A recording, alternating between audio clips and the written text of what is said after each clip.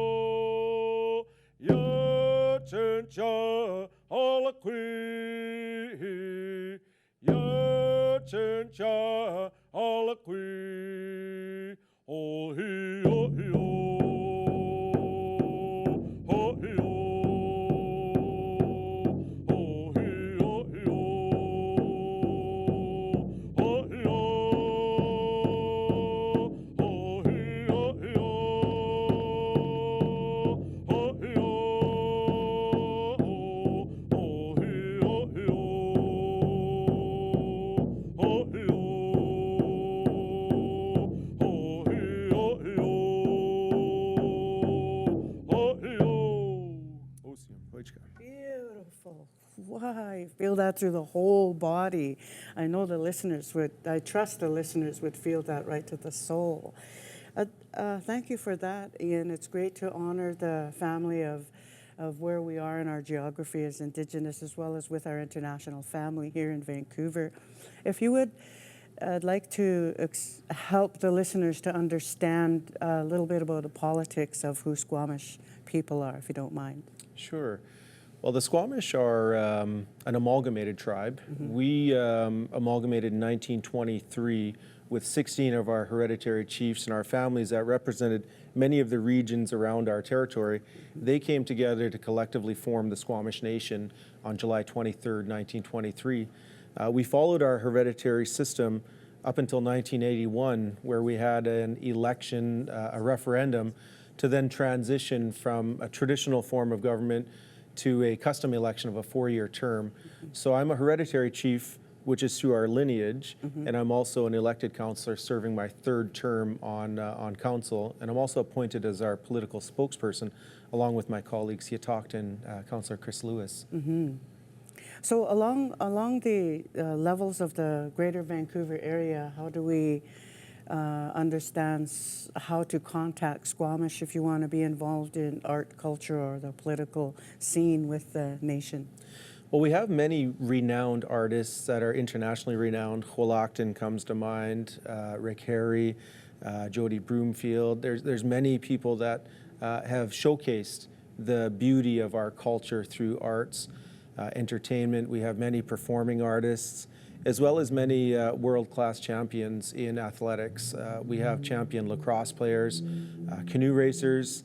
Each and every year we travel up and down the coast in our large canoes to visit one another, many of our tribes, where you'll see tribal journeys and many of our youth getting back into the canoes, picking up the drums, putting on the regalia, and learning the protocols of how to enter one's village, how to represent as ambassadors our people.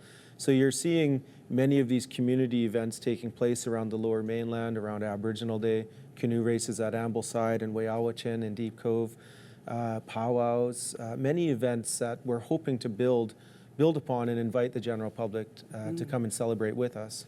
Wow, quite a large.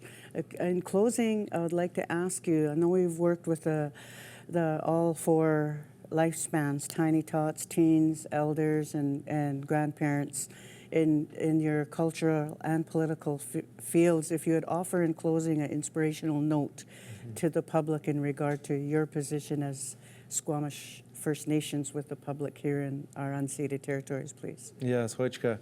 Well, I truly believe that we're relay runners. We simply accept the baton from our predecessors. We do the best we can while we have those responsibilities ultimately to bestow that onto our next generation. It's a continuity of tradition. That tradition isn't behind glass in a museum 200 years ago. Tradition is today. What we're doing today will someday be traditional. So it's that continuity of tradition that honors the life cycle from our babies, from the coming in of our children, to the teenagers, who we have many programs to reconnect them to the culture, bring them onto the land, encourage them to excel and succeed in life, to our adults. Many of our adults are first generation out of residential schools, so there's a lot of healing and reconciliation that's taking place across this country, stemming from cultural genocide and many of the impacts of colonization. Alienation, marginalization, how do we move beyond that? So we must honor our elders for their tenacity and their resilience to retain our distinct identity, our languages, our culture, the sacredness of our connection to the natural world, which is largely removed from Western management practices. So we bring that balance, that we invite everybody to learn that this land is laden with mythology.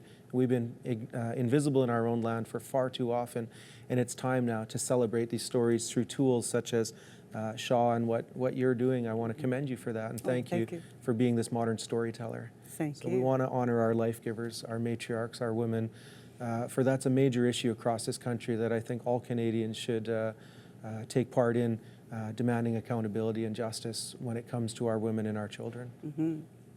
Well, with the governments that are here, the colonial government, I thank you as well, because it's crucial for our First Nations. We have a government. We are the government, the original government here, that we respect the acknowledgements of the colonial governments, the NDP, all of those other governments. But I really thank you for coming in to let the listeners be advised we are still here and we have a government, and that the colonial governments must meet with the First Nations first, last, and in the middle. So much appreciations for your time, and for the listeners. If there's anywhere that the listeners could contact the Squamish Nation for artists, cultural speakers, or political venues.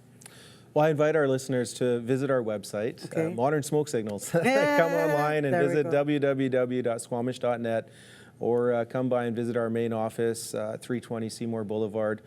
We'd be happy to meet with people. There's many issues that are pertinent to all of us as Canadians, as British Columbians, as First Nations.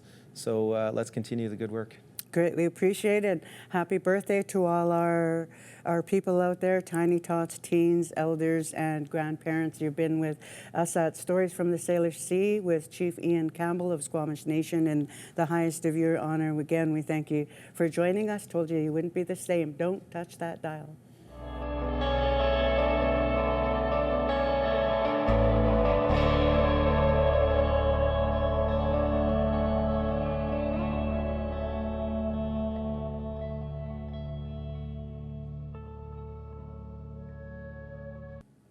Hello, I'm Willow Coots, and this is Sister Clan. And today we're going to sing a song for you. And the song is called Wanska. It means wake up, the sun is shining, the birds are singing, and it's supposed to be a beautiful, happy wake up song. And the song we're singing in is Cree. Okay. Wanska.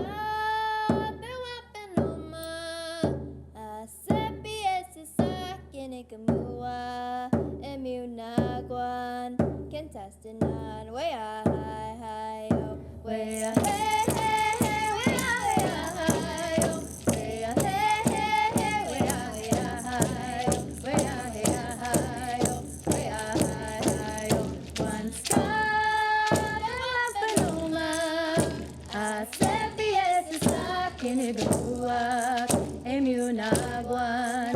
Kita skinan way high, way hey, hey, way high, way hey, hey, way high, way high, one star, the wapanuma. I said the S is stuck in Igumua, Emunagwan. Kita skinan way high, way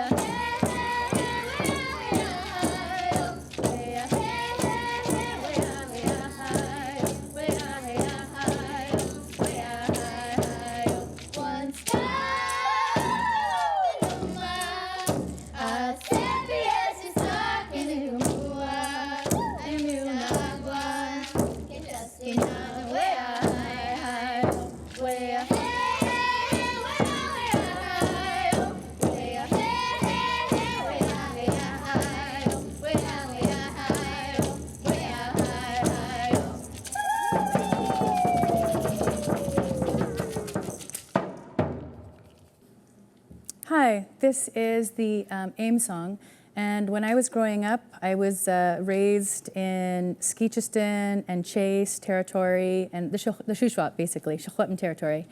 And while I was there, my parents used to do things like block the railroad for CNCP and do protests downtown. And all the time when we were doing this thing, they would sing the AIM song. And so I was raised with this, and I thought it was really important to share it with my daughters to continue on that beautiful song. And so we're going to do that for you today, our version. We're all still learning, so thank you.